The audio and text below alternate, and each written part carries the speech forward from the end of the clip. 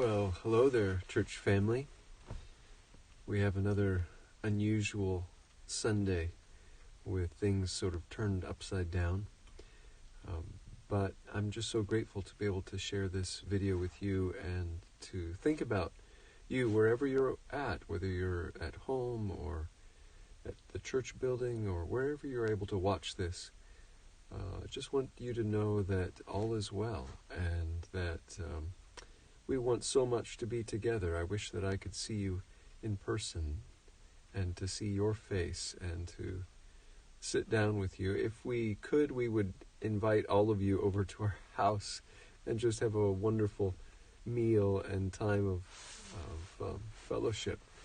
That's our heart's desire, and we want to get to it very soon. But until then, we're just very grateful that we can bear with this and that you are able to do your part too. And sometimes that's just waiting. Just waiting can be part of the fight and the struggle to get to where we need to be. So I'm going to share a few thoughts. This is going to be maybe a little bit of a different sermon, but it's the passage that we've been looking at in Mark 13, the coming of the Son of Man. And I wanted to back up a little bit where we were last week. We saw chapter 13 began where Jesus was leaving the temple with his disciples after having debated with the Pharisees and the scribes. And as they come out, they look at this temple and the beautiful buildings that the disciples are just exclaiming at. And so let me show you here some images of this scene.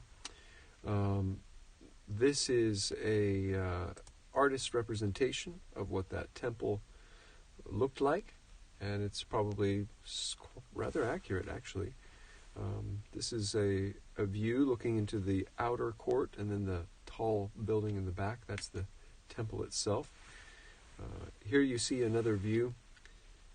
There's the big wide open space is it's called the Temple Mount now, and it's this courtyard basically that was built by Herod the Great.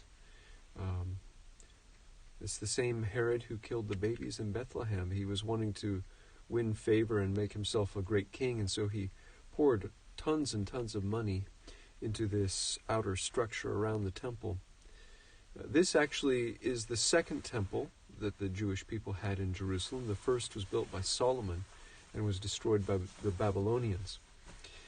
But this temple was first recreated by Zerubbabel, and then it was built up and improved later on by Herod and others as well. This is called Solomon's Porch, and it's under these roofs that probably some of the meetings took place, the teachings took place that Jesus was involved in, as well as some of the sales of animals for sacrifices that he wanted to cleanse from the temple. Some more representations. What it would have looked like just looking out there, to be under the shade in the cool area during the hot part. It really was an amazing complex, this whole Temple Mount area. Archaeologists have discovered some of these steps. This would be, I believe, on the southwest side of the Temple Mount. And we'll come back to that with some other images later. But the conversation really took off when the disciples were exclaiming at the beauty of these buildings. And then Jesus took what they said and took it in a different direction, where he started talking about the end of the age. And so let's hear a little bit more about that.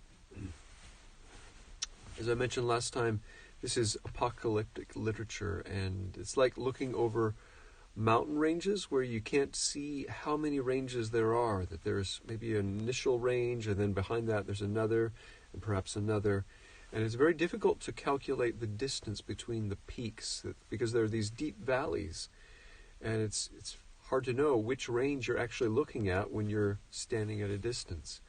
And in a similar way with prophecy, it's very hard to know the gaps of time between some of the events that are being described or the images that are being held forth.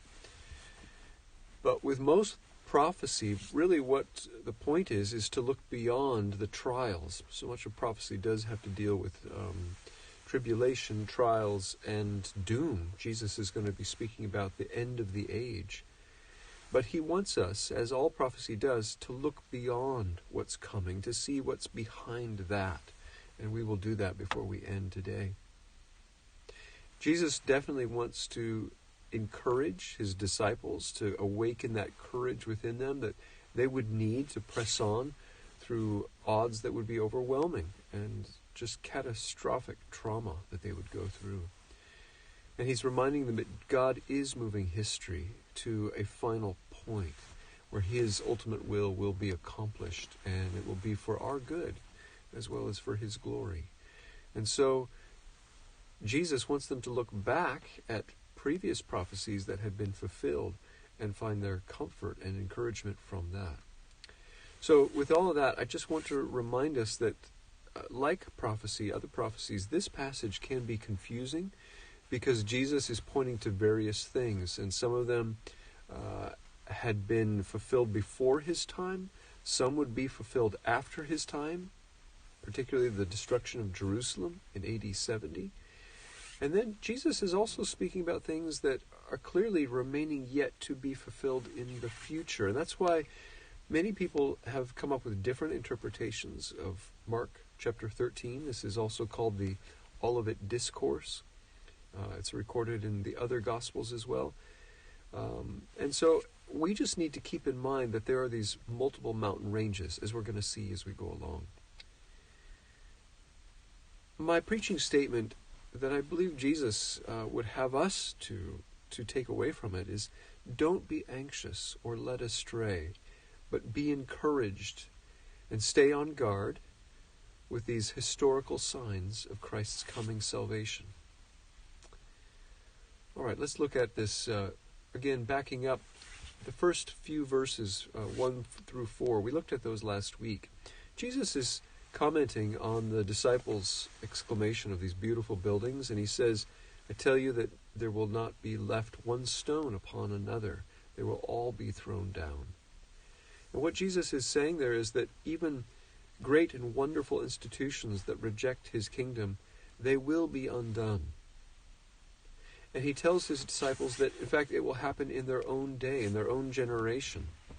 But then, at the very end of this passage, he's going to say, but no one knows the day. That's where we're going today. We'll get there later in the sermon. The next thing that Jesus talks about is to be on guard and don't be led astray. We see this in verses 5 through 13.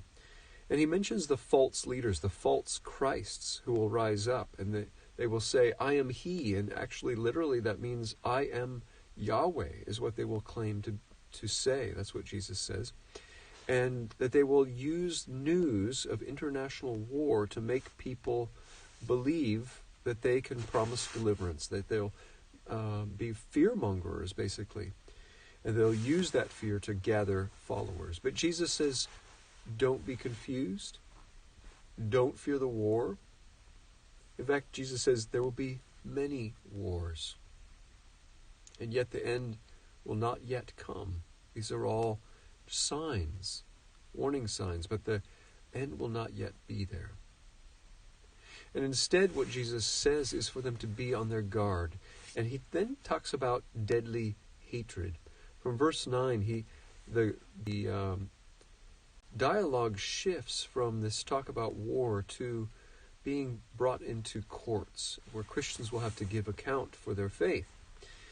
And he says that his followers must not overcome hatred with hatred, but rather they're not to retaliate, they're not to lose faith, they're not to flee, but just to keep living this missional life as normal. And that they will be victorious by simply enduring through the suffering and continue to keep speaking the good news that God can forgive any sin, that there's no sin so great that he cannot forgive them. And that as Christians do these things and to actually love their enemies, which Jesus says will actually be some of their own families will be their enemies, that as they do this, their king will save them and get them to the end. And that's where we left off last week. at verse 13. So let's pick up now with verse 14 and see where Jesus goes. He's still talking about being on guard, but then he spends some time talking in verses 14 through 23 about signs of these false Christs, that they're to not believe. And in verse 15 and 16, Jesus gives them a sign. And he says, watch for this sign. That when you see this sign, you should no longer continuing with your normal routine, but change and take flight, run away. He says, flee when you see the sign of abomination that causes desolation. And what Jesus is talking about there is that the Romans are going to come, they're going to besiege the city, and they're going to destroy it along with the temple. And so Jesus says, get out of their way. And the way Jesus does this is he refers his disciples back to the visions of the prophet Daniel that had taken place probably about 500 years earlier in history. And he points them to Daniel chapter 11. Let me read verse 31. Forces from the king of the north shall appear in Jerusalem, and profane the temple and fortress, and shall take away the regular burnt offering. And they shall set up the abomination that makes desolate. Now, this prophecy which Daniel made to Darius the Mede, who was the ruler of the Persian Empire, it was about these two kings that would later arise in Persia from the kingdom of Greece, and that they would make war against one another. These two kings came from families that descended from the generals of Alexander the Great. And the king in particular that we're concerned about here is the king of the north. His name is Antiochus IV, and he was sometimes called Epiphanes. Like we just celebrated Epiphany, the appearing. Well, he was supposed to be, he portrayed himself as a god, that he was appearing as a god. And so he has this alternate name of Epiphanes, Antiochus Epiphanes. And anyone can read about this prophecy that was fulfilled. It's written in an ancient Jewish history book called Maccabees, or the War of the Maccabees. It was written about 167 years before Jesus. You can Google it and find it. And Jesus actually had read this story, and his followers, they all knew this story, and they knew how it had fulfilled Daniel's prophecy. So let me read a little bit of it to you here. This is from 1 Maccabees chapter 1. Antiochus Epiphanes became king in the 107th year of the kingdom of the Greeks. It was then that there emerged from Israel a set of renegades who led many people astray. Come, they said, and let us ally ourselves with the Gentiles surrounding us. For since we separated ourselves from them, many misfortunes have overtaken us. Here's an image of an artist's representation of Antiochus Epiphanes. And after his conquest of Egypt, Antiochus turned about and advanced on Israel and Jerusalem in massive strength. Insolently breaking into the sanctuary, he removed the golden altar and the lampstand for the light with all its fittings. He pillaged the city and set it on fire. He tore down its houses and the encircling wall, and took the women and children captive, and commandeered the cattle. They shed innocent blood all round the sanctuary, and defiled the sanctuary itself.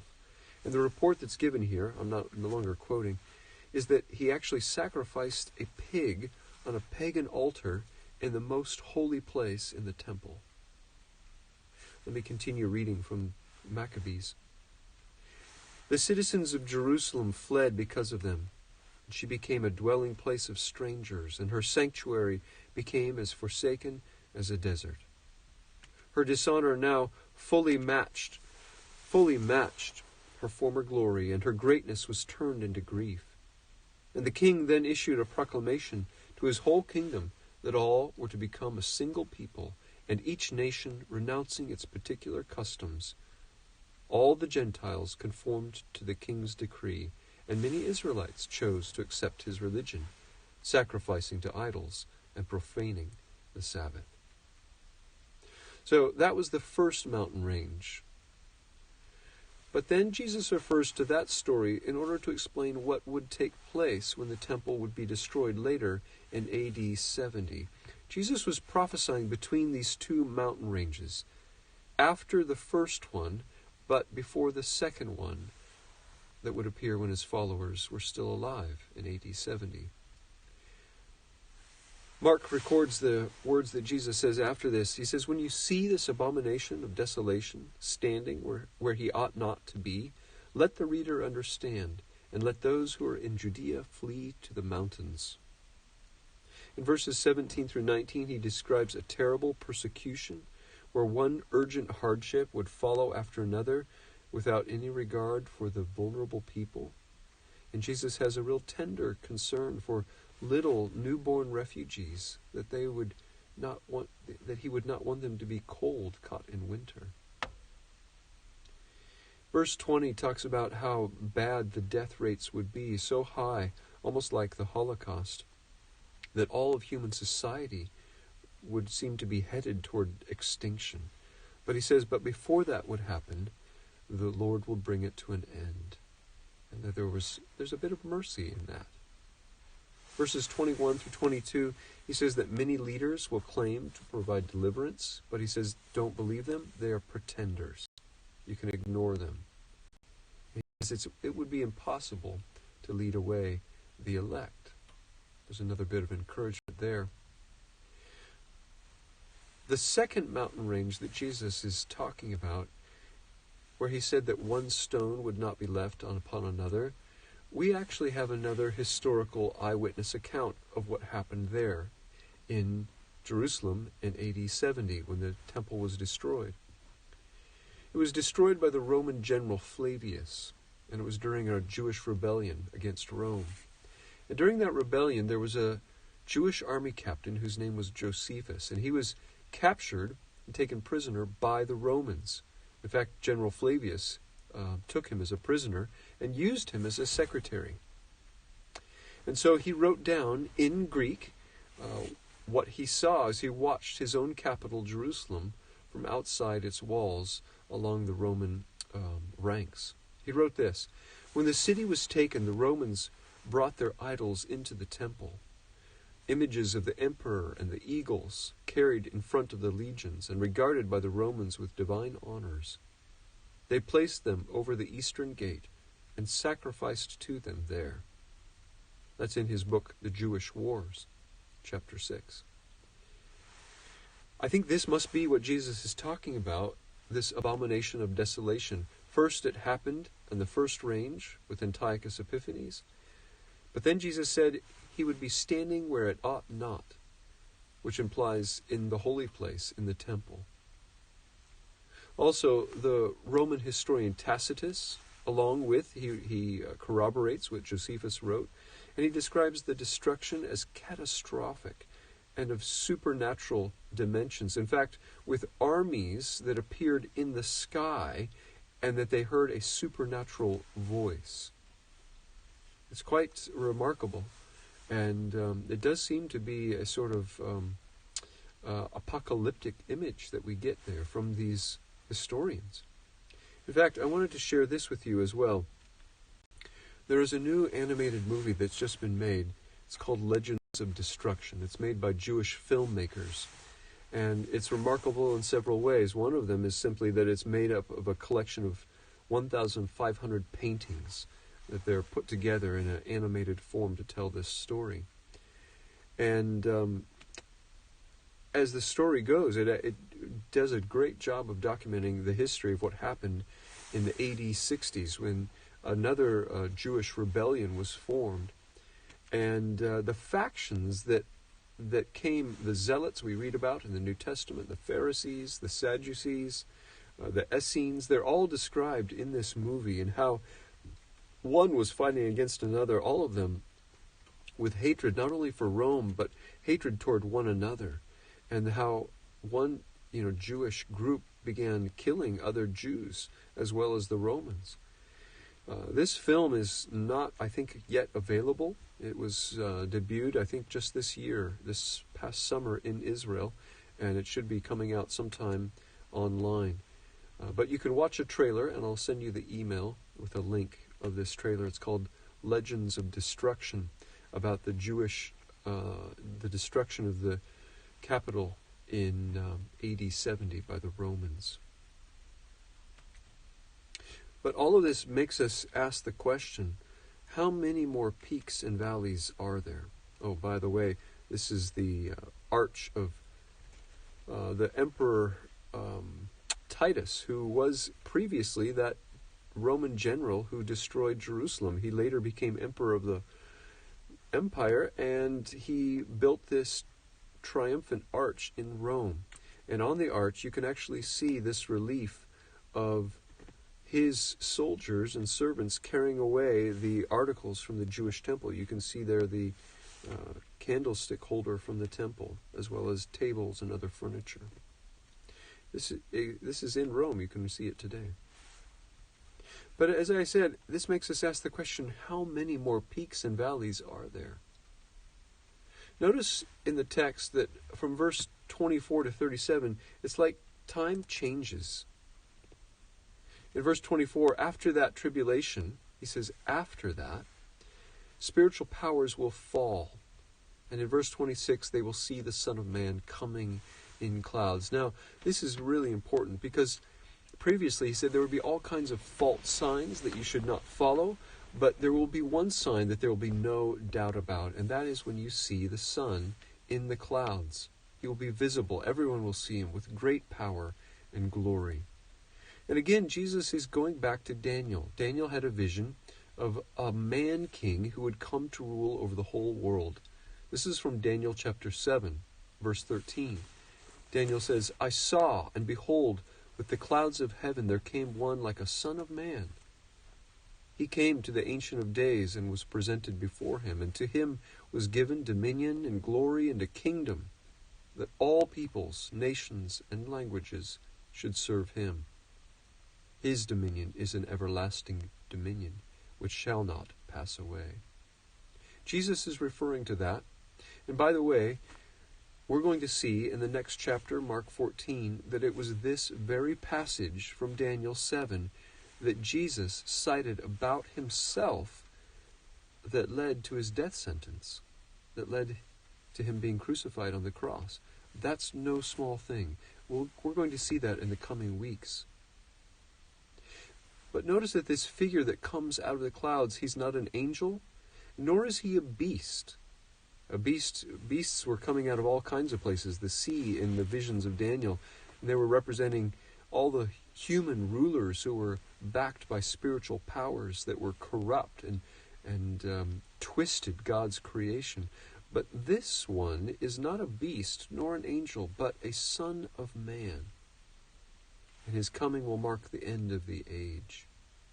Jesus also makes reference to the day of the Lord in Joel 2 by his description of the sun and the moon's falling. That's the day of the Lord, a day of reckoning and a day of judgment.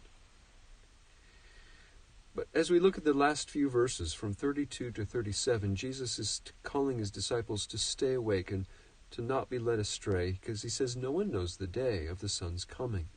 And he gives this little metaphor, this picture of a man going on a journey in verse 34.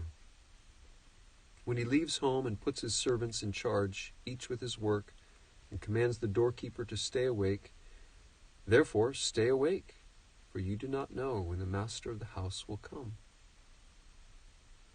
Now Jesus is speaking to his disciples, many of them who would actually see this Jewish temple destroyed, and he wanted them to not be led astray by hatred or by false leaders, or to flee from belief. He wanted them to remain steadfast in the work that he had given them.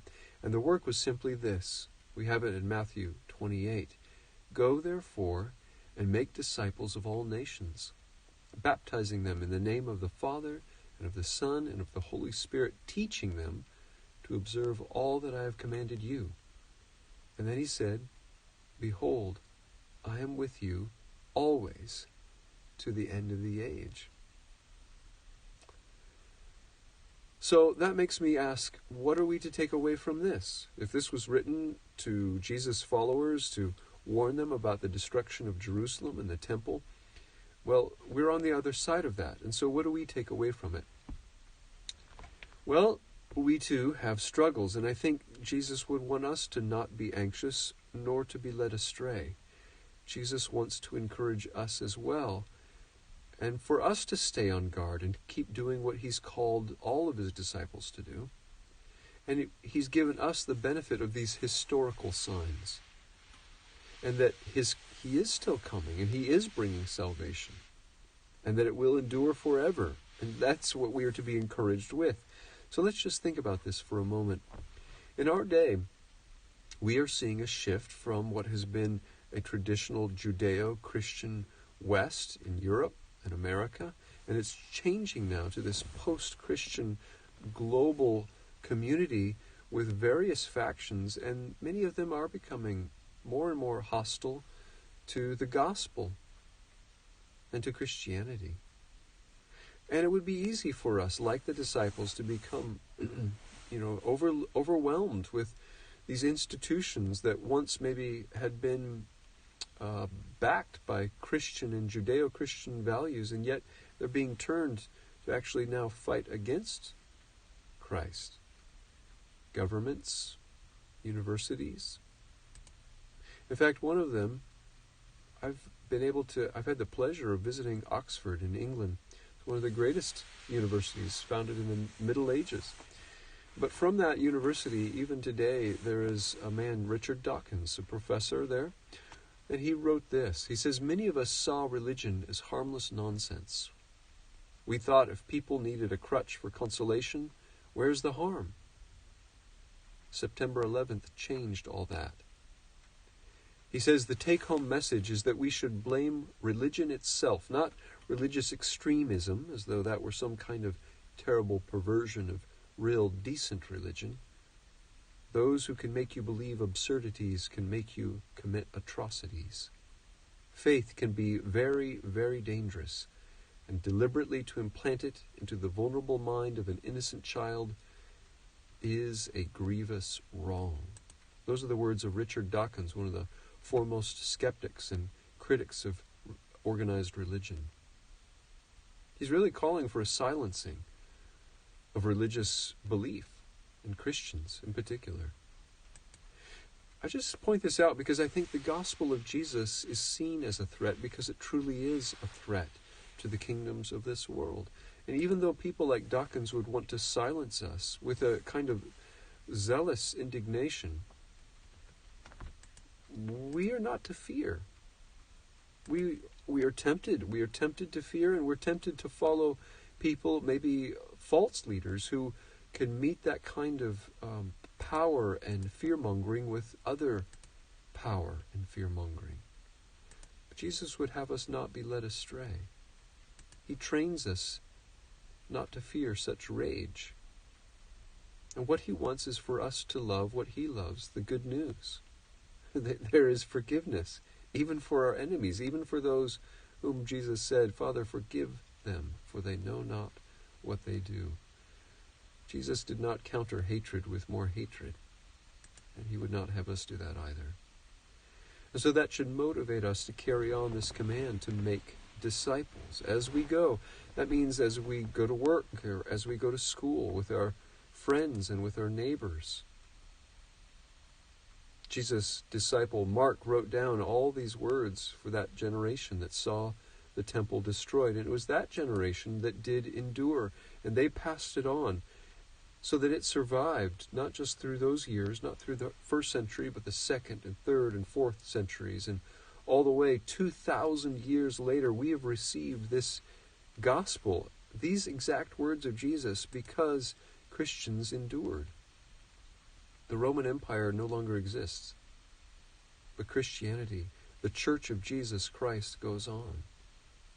That's amazing. The body of Jesus is alive and well. You are part of it, and I'm part of it. The real point of this prophecy is to point beyond the trials, beyond those mountain ranges, to what is coming. And Jesus is wanting to awaken within you that courage to press on. Whatever odds you're fighting, whatever difficulties, whatever fears, whatever you might be tempted to flee from, Jesus is telling you he's coming.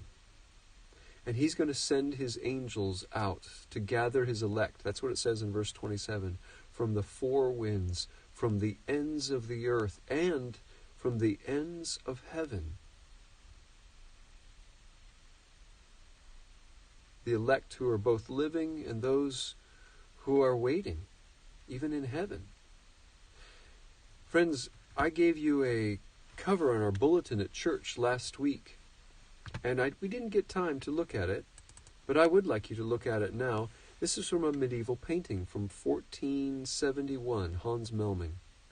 It's the whole painting is about the Last Judgment, but the picture I'm giving you here is of just one section. It's a select part, and it's of the blessed at the gate of heaven. I just want you to notice, this is not what heaven looks like. Don't think that. This is a medieval artist's conception of the ideas, the important ideas that he wanted to communicate. But just notice that in death, in the Middle Ages, they thought that people were stripped of all their earthly circumstances. Whether they were rich or poor, it didn't matter. All were equal before God. And so there they are, naked, having come through death itself. And yet, these people, notice how they're being clothed again as they enter into the gate. Each one is given rich garments to wear, honors as holy men and holy women. I just think that's such a beautiful representation of Jesus gathering his elect for a party, a celebration, a reunion, and a reconciliation of all things. Jesus came to save the lost and to reconcile all creation back. The Son of Man came not to be served, but to serve and give his life as a ransom for many. All that rejection, all that hatred that was cast and scapegoated onto Jesus as he was scandalized there on the cross, he took all of that and absorbed that hatred and turned it into forgiveness of sins for all those who would believe. This is the amazing story of how a catastrophe of a world gone wrong and headed toward doom and destruction can be turned to salvation. That's the good news. And that's what we believe. Would you pray with me? Jesus, we thank you for this good news. And we thank you that you are coming and that you've given us signs in history to remember and to look at and to look forward, even in our present tribulations and struggles. And I ask that you would come to be with us, even now in this time of pandemic, and even in a time of maybe doubting and a wandering, a wilderness time of faith for many people. We can't even be together, some of us today, but you said you would never leave us. Would you help us, make us know your presence is with us even now through your Holy Spirit, through your word, and even through your people. We love you and we thank you, and we pray it in your name. Amen.